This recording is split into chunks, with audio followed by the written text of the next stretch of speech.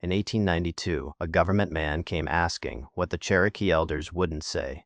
He worked for the Smithsonian, and his job was to write the old stories down before they disappeared. The elders gave him most of what he wanted, names and formulas and the lore of the mountains. But there was one thread they wouldn't pull for him. Something about workings deep beneath the Blue Ridge. They would point at the ground, and then they would stop talking.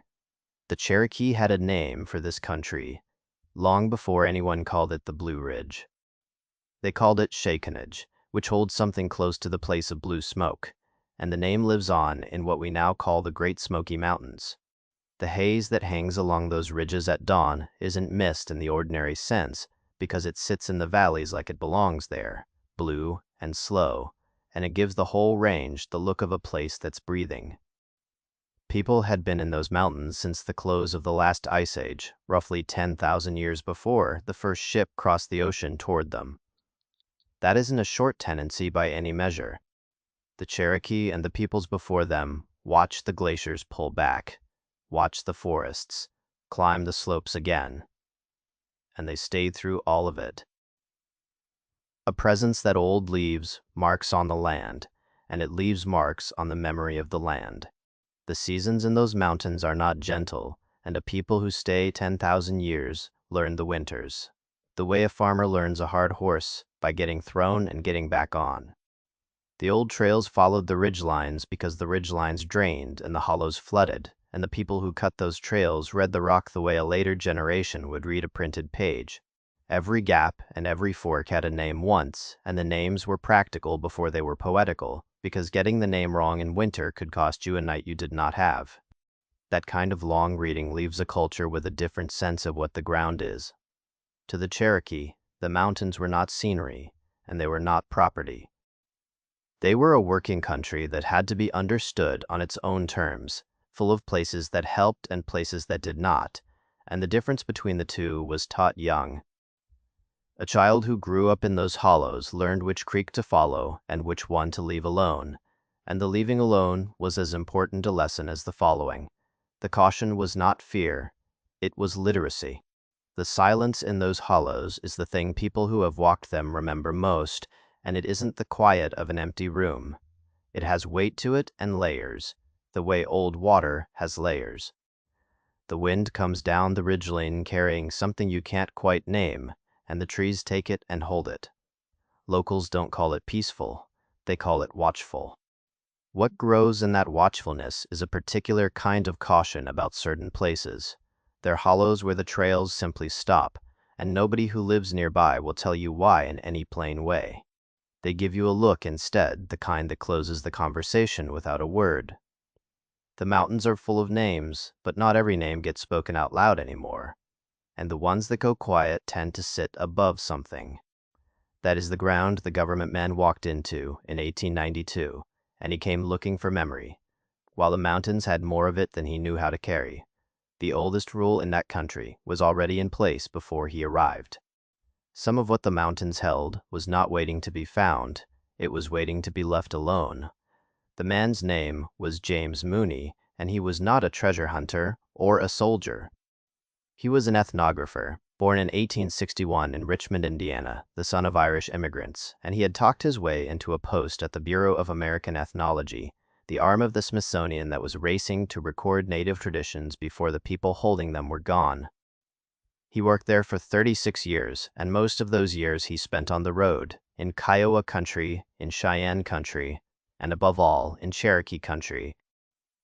In 1887, the Bureau sent him to live among the eastern band of the Cherokee, the families who had stayed in the mountains through removal or come back to them afterward. He did not visit once and leave. He kept coming back through the 1,890 seconds and on into the new century, off and on until 1916, sleeping in their cabins, walking their trails, learning the language well enough to hear what couldn't be translated. The elders got used to him, which is a harder thing than it sounds when the visitor works for the same government that broke your nation. He came at a particular moment too, and the timing sharpened everything. The generation that remembered the old ways fully was passing, and the younger people were already moving toward a world of railroads and cash wages and boarding schools that punished the language out of children. Mooney knew he was working against a clock, and the elders knew it too, which made the question of what to hand him and what to hold back even heavier. There was real urgency to record. There was also real danger in recording the wrong thing in the wrong hands. Every session sat on that seam between save it and survive it. What he preserved became some of the most important records the Cherokee have of themselves.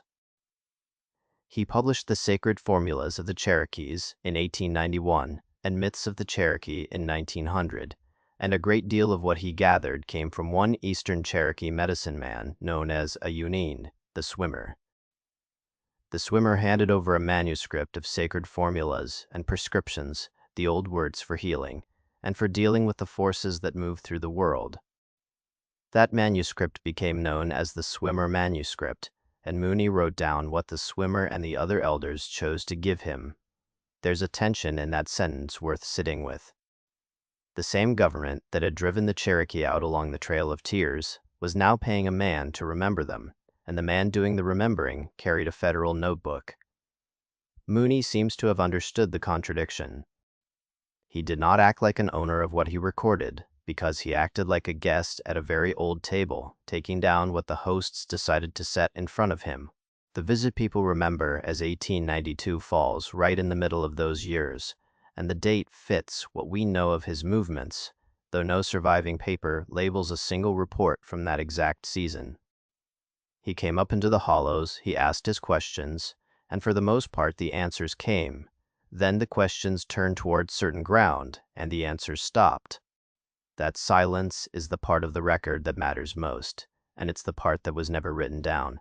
What happened when the questions turned is hard to tell in the way a court record is told, because this was not a court record.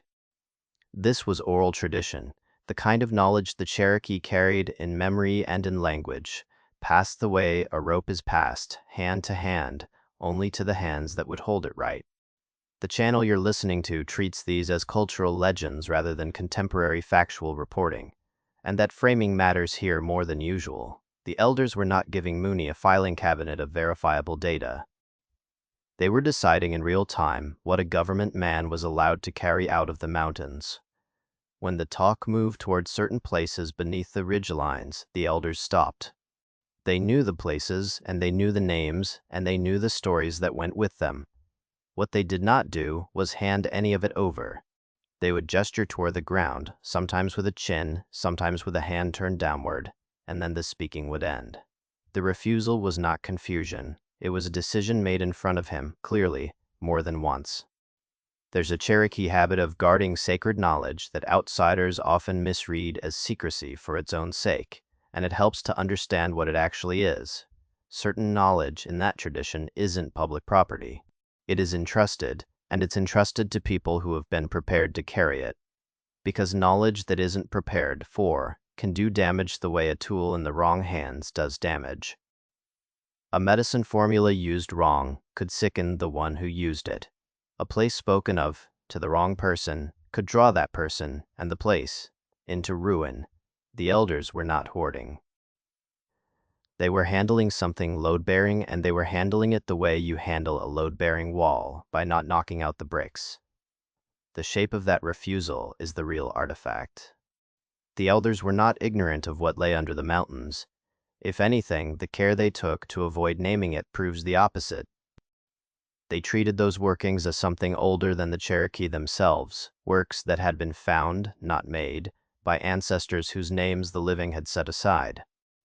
To speak that ground out loud to a stranger was, in their reading, to break a seal that had held for a very long time. So, the open loop hangs there, exactly where they left it. Whatever was down there, the elders handled it the way you handle a door you don't intend to open. In front of company, they knew where it was. They knew what it was. They chose not to say, and they chose it with the weight of people who had reasons. Why a people would guard a hole in the ground with that kind of discipline is the question the rest of this turns on, and the elders never answered it for the man with the notebook. To feel the weight of that refusal, You first have to know one thing the legends rest on. The mountains really were worked. Long before any Europeans stood on them, the refusal was not protecting nothing. It was protecting a memory that ran deeper than anyone in 1892 could easily prove. The deep history under the legend is real, and it's older than most people assume. Pre-contact mining in eastern North America was not a rumor.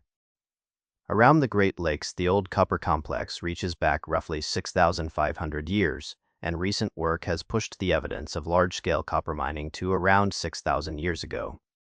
A 2021 study even dated copper, working in that region toward 10,000 years ago, which would put it among the earliest metalworking anywhere on the continent. Hold on to that number for a second, because it's the number that makes the rest of this story change shape. 10,000 years isn't a figure you can hold in your head the way you hold a date. It is older than the pyramids, older than most of the cities anyone has ever heard of, and it means the people working that copper were doing it before history, as the books usually teach it, had even started.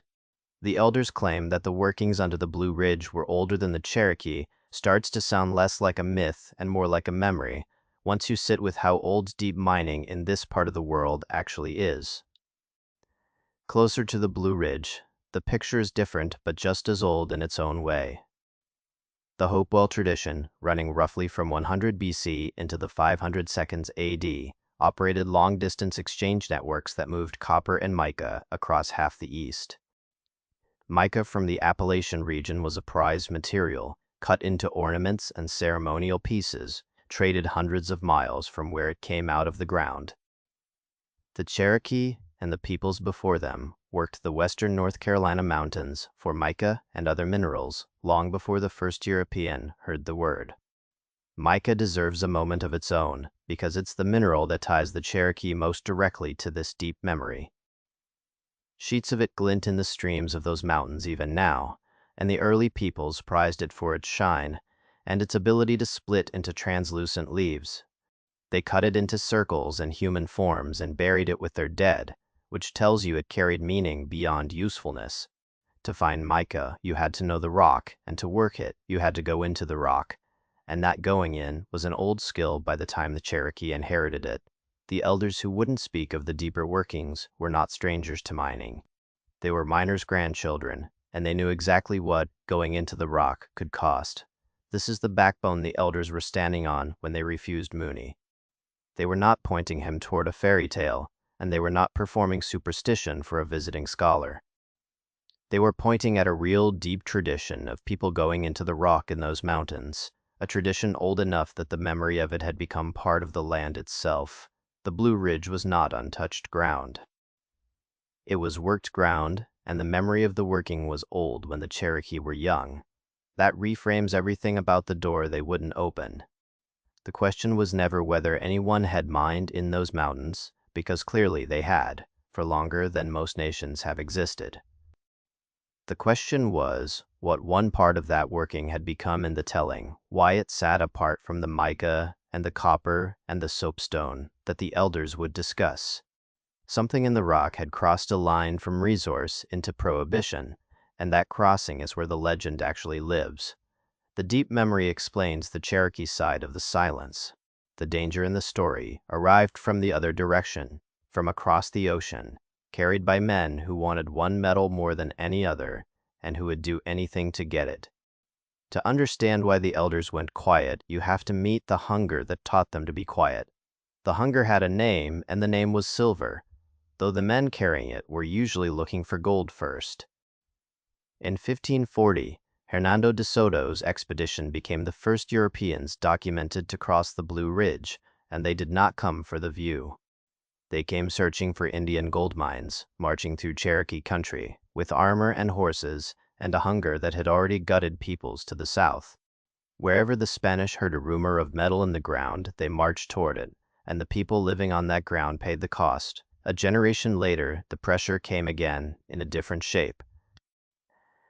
Juan Pardo led expeditions from Spanish Florida between 1566 and 1568, pushing into the Piedmont and along the Appalachians. He built Fort San Juan near modern Marion, North Carolina, the earliest site of sustained contact between Europeans and Indians in the interior southeast. The forts did not last, and the people burned most of them down within a few years, which tells you something about how that contact felt from the Cherokee side. The Spanish came for metal, and the people who had the metal decided fast what that meant for them. It is worth understanding what the Spanish were actually doing when they asked about mines, because the asking was not casual. A conquistador party, far from home, lived on the promise of metal, and the promise was extracted from informants through a routine that was well rehearsed by the 1,540 seconds. Take a local leader and hold him as a guide and a hostage. Demand gold and silver as the price of his release, march wherever the answers pointed, and when the answers ran out, take the next leader. The Cherokee had either watched this happen to their neighbors or inherited the scars of it, and the lesson was plain. The moment you named a source of metal, to these men, you became the next stop on a road that ended in chains and burned towns. The memory of that road did something specific to how the Cherokee handled the idea of silver, and it's worth naming.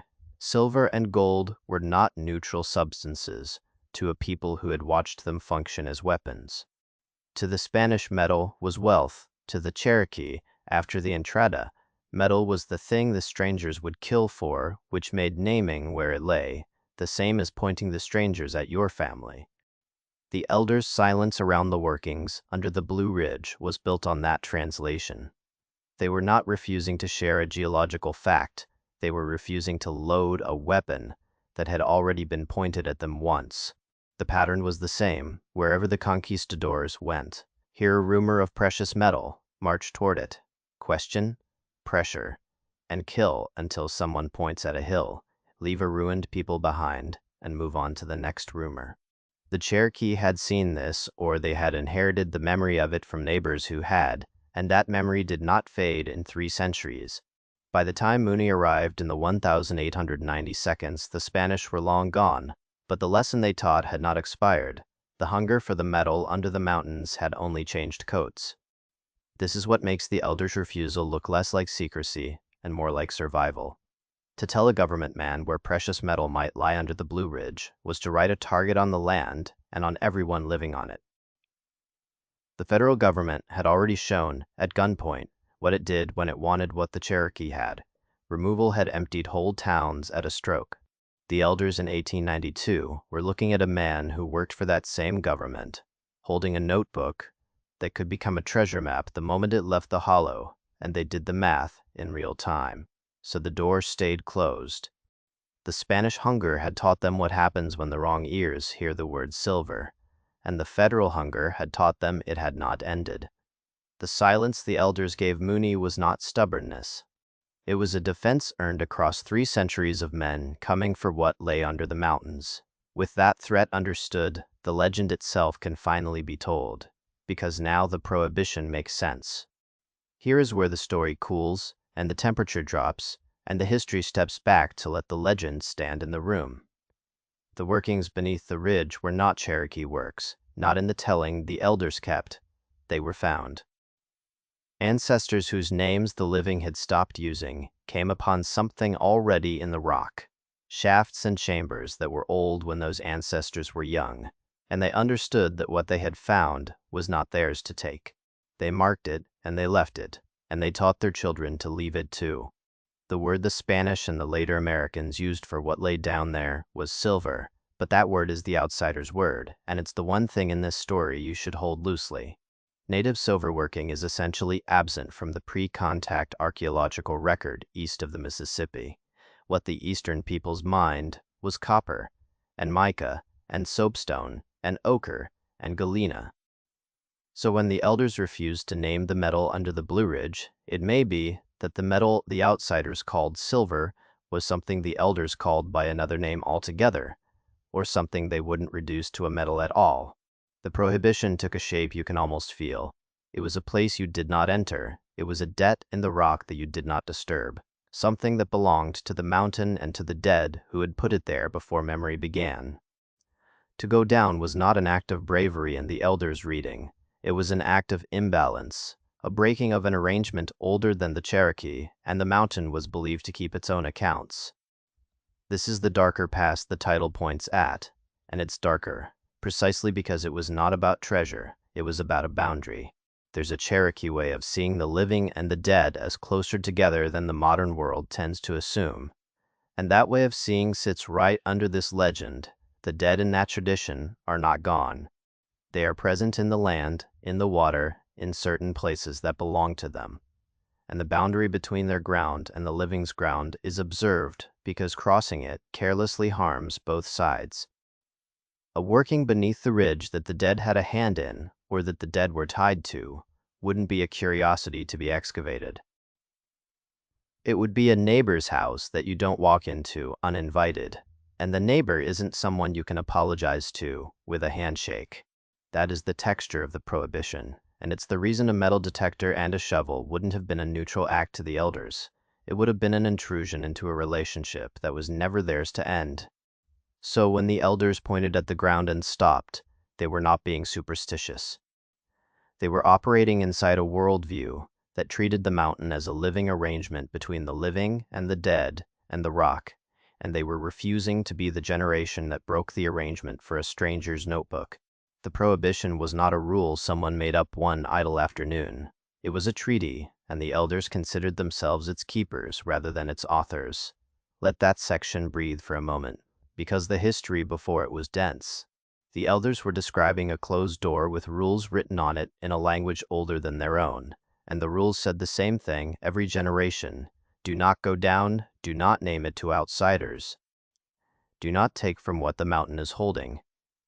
The Cherokee kept those rules across thousands of years, which is the part that should give you pause.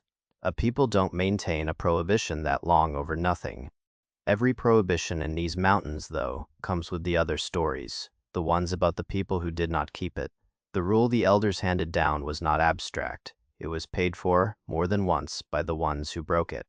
The dark half of the legend runs alongside the rule, like a shadow runs alongside a fence. Across the generations, there were always people who did not believe the prohibition, or who believed it and went anyway, and the oral tradition carries their stories the way a river carries silt. Someone hears the rumor of metal under the ridge.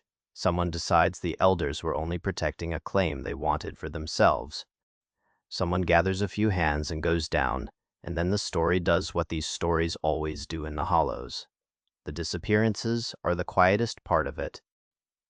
A man goes into a certain hollow and doesn't come back the same, or doesn't come back at all, and the family doesn't call it a mining accident because there was no mine anyone would admit to.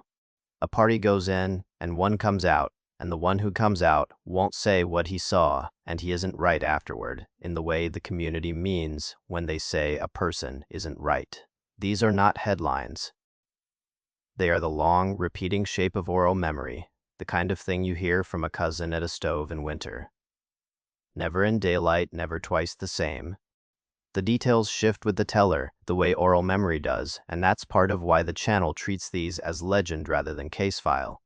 One version has a single man gone for 3 days who comes back unable to name the year.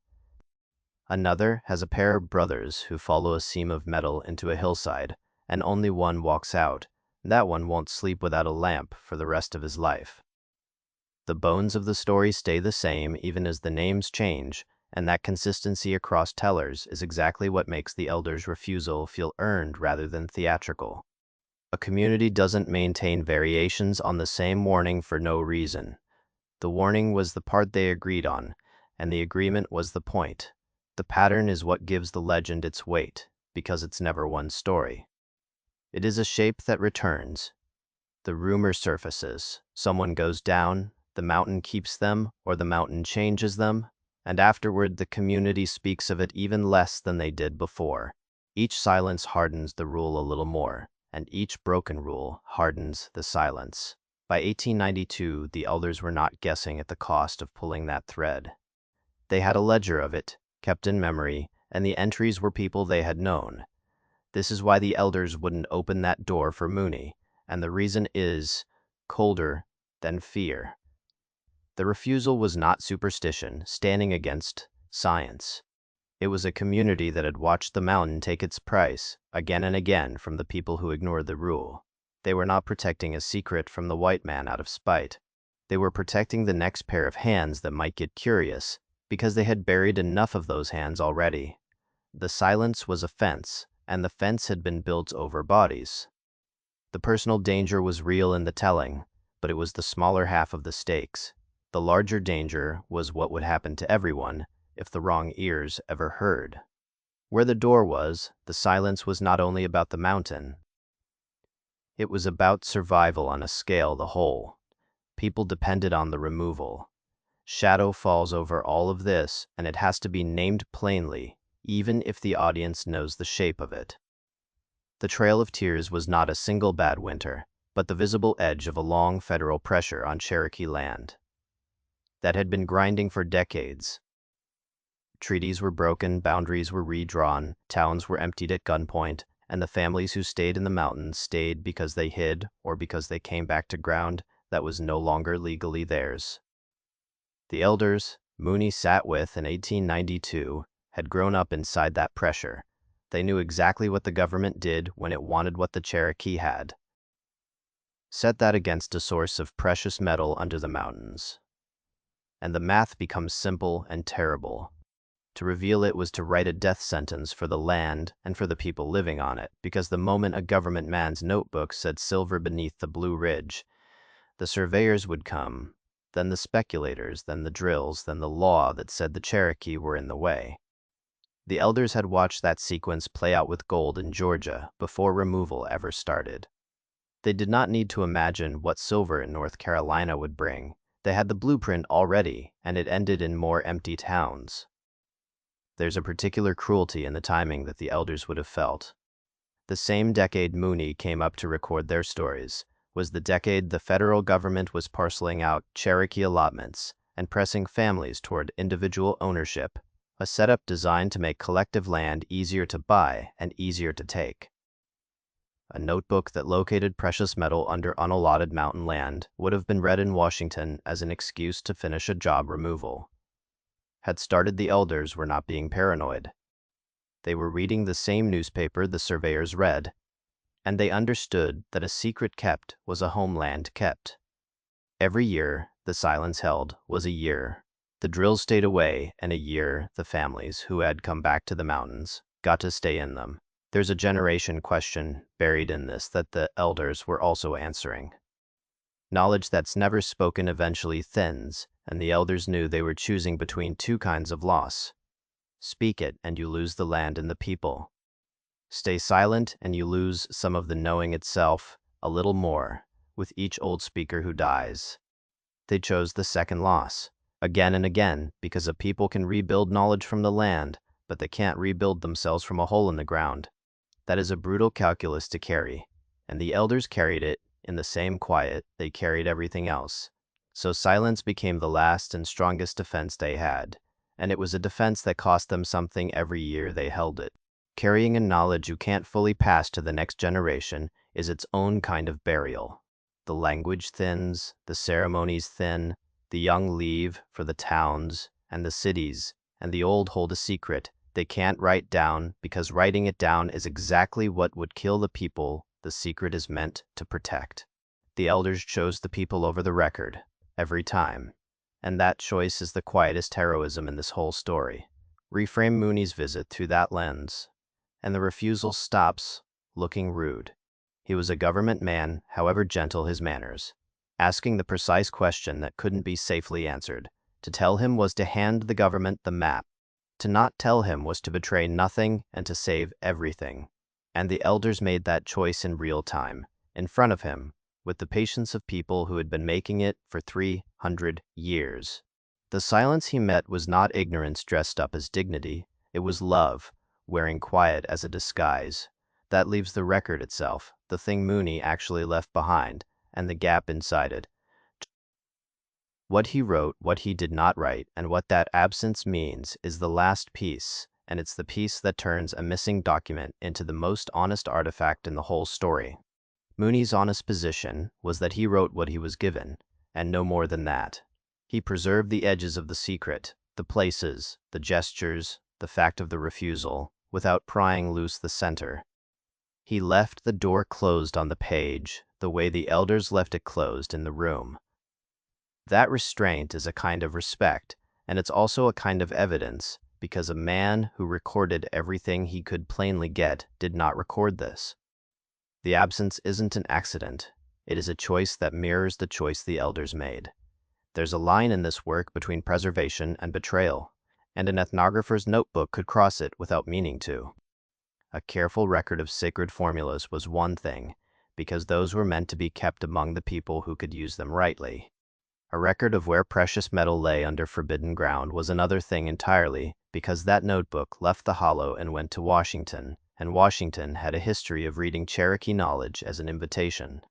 The elders knew that. Mooney, to his credit, seems to have known it too. You can see the line in what he chose to publish. The sacred formulas and myths of the Cherokee run to hundreds of pages of stories, ceremonies, place names, and medicinal prayers, and they're careful about what they reveal in a way a careless collector wouldn't have been. He named sources when his sources wanted to be named, and he shielded them when shielding was the right thing. And the swimmer's manuscript was preserved as a body of healing knowledge rather than as a spectacle. That instinct matters here, because a man with that instinct did not simply fail to find the mind story. He chose not to chase the part of it that would have cost the people who had trusted him. What the gap in the record means is the thing to sit with at the end. The absence isn't a failure of research, and it isn't a hole waiting to be filled by a better ethnographer with sharper questions. It is the artifact. The most important thing Mooney documented about the mines beneath the Blue Ridge is that the Cherokee wouldn't document them, and wouldn't let him document them, and held that line in front of a government man who was paying them the compliment of writing their lives down. The refusal survived the notebook. That is the finding. The open loop closes here, and it closes, honestly, which means it doesn't close with an answer. We don't get the names of the places. We don't get the depths, or the metal's true word, or the language the elders used for what lived in the rock. We get the refusal, intact, and we get the reason for it. The reason is that some knowledge is a responsibility rather than a discovery, and the Cherokee decided, across centuries, that this particular responsibility was not theirs to hand to anyone who had not earned the right to carry it. The mountains still stand, and so does the prohibition, and the rest of the story lives in what was never said. The Blue Ridge still holds its old worked places, and you can walk past one without knowing it. Archaeology confirms a deep pre-European mining memory across the east. The copper and the mica and the soapstone and the ochre that the ancient peoples pulled from the ground for thousands of years. What it doesn't confirm is pre-contact silver in these mountains, because native silver working is essentially absent from the Eastern record before contact. The legend and the science sit side by side in the same range, and neither one disproves the other. The elders were right that the mountains were worked. They were also right in their own way that one part of it was different. That difference is worth one more honest turn, because the temptation in a story like this is to bend the science until it fits the legend, so hold them apart on purpose. The archaeology says the Eastern peoples mined copper and mica and soapstone and ochre, and it says they did it for thousands of years, brilliantly. It doesn't say they mined silver in the Blue Ridge, and it doesn't need to, for the legend to have weight. The weight comes from the prohibition, not from the metal. If the elders were guarding a place that held something they wouldn't call silver, and that the outsiders insisted on calling silver, then the disagreement over the word is itself part of the secret, and the science leaves exactly enough room for that to be true. What persists is the prohibition itself. Across more than a century, through removal and through the ethnographer's notebook, through the tourist roads and the gem mining flumes that line the highways, now the thread the elders wouldn't pull has stayed unpulled. Nobody found the silver, or if they did not announce it, which is its own kind of keeping. The silence the elders built in 1892 outlived the man who came to record them, and it outlived the government that sent him, and it's still standing in the hollows where they pointed at the ground and stopped. Reframe the whole thing, and the forbidden knowledge was never a treasure waiting to be found. It was a responsibility waiting to be carried, and the carrying was the secret. The elders did not fail to tell us where the mines were. They chose, on purpose and at cost, what the mountain was allowed to keep, and they treated that choice as the kind of knowledge you protect by not owning it. The darkest reading of the title is also the truest one. The Cherokee elders refused to say it because saying it would have ended the people and broken the mountain, and they loved both more than they loved being believed. The silence is the last structure still standing from the oldest mountains on the continent. A door, closed on purpose, held shut by 10,000 years of memory and 3 centuries of hard lessons about what happens when the wrong person hears where the metal is. The mountains have it, the Cherokee remember it. The government man wrote down everything except the one thing that mattered, and the one thing that mattered is that they wouldn't let him. The mines beneath the Blue Ridge are still there, and so is the rule that keeps them quiet. The Cherokee did not lose the secret. They kept it. On purpose. The way you keep a thing you love by refusing to hand it to anyone who would break it. If you want more stories the mountains tried to keep, subscribe and share this with someone who hears the silence the way you do. The next hollow is already waiting.